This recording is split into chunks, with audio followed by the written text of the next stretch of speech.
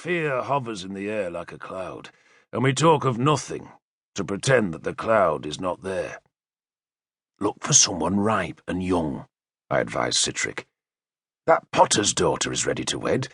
She must be 13. She's stupid, Citric objected. And what are you, then? I demanded. I give you silver, and you pour it into the nearest open hole. Last time I saw her, she was wearing an arm ring I gave you. He sniffed, said nothing.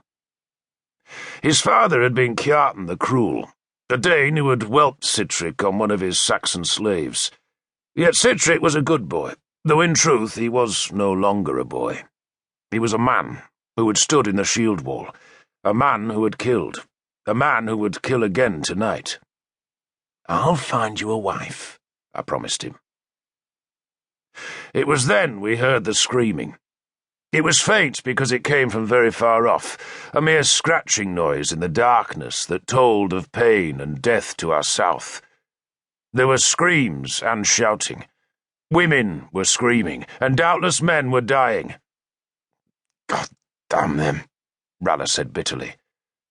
That's our job, I said curtly. We should, Ralla started, then thought better of speaking. I knew what he was going to say, that we should have gone to the village and protected it.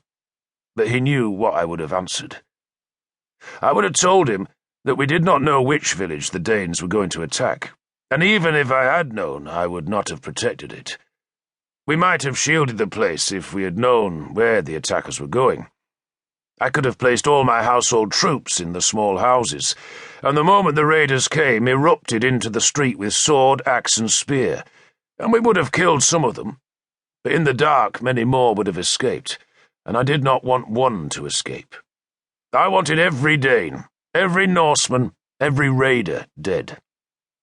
All of them except one, and that one I would send eastwards to tell the Viking camps on the banks of the Thames that Uhtred of Bebbanburg was waiting for them. Poor souls, Ralla muttered. To the south, through the tangle of black branches, I could see a red glow that betrayed burning thatch. The glow spread and grew brighter to lighten the winter sky beyond a row of coppiced trees. The glow reflected off my men's helmets, giving their metal a sheen of red, and I called for them to take the helmets off in case the enemy's sentries in the large ship ahead saw the reflected glimmer. I took off my own helmet with its silver wolf crest. I am Uhtred, Lord of Bebbanburg, and in those days I was a lord of war. I stood there in mail and leather, cloaked and armed, young and strong. I had half my household troops in Ralla's ship, while the other half were somewhere to the west, mounted on horses and under Finnan's command. Or I hoped they were waiting in the night-shrouded west.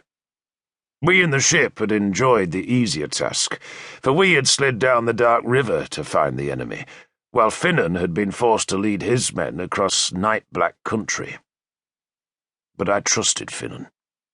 He would be there, fidgeting, grimacing, waiting to unleash his sword.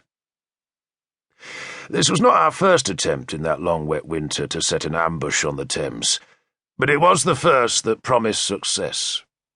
Twice before I'd been told that Vikings had come through the gap in Lundine's broken bridge to raid the soft, plump villages of Wessex, and both times we had come down river and found nothing.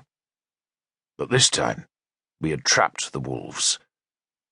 I touched the hilt of serpent breath, my sword, then touched the amulet of Thor's hammer that hung around my neck.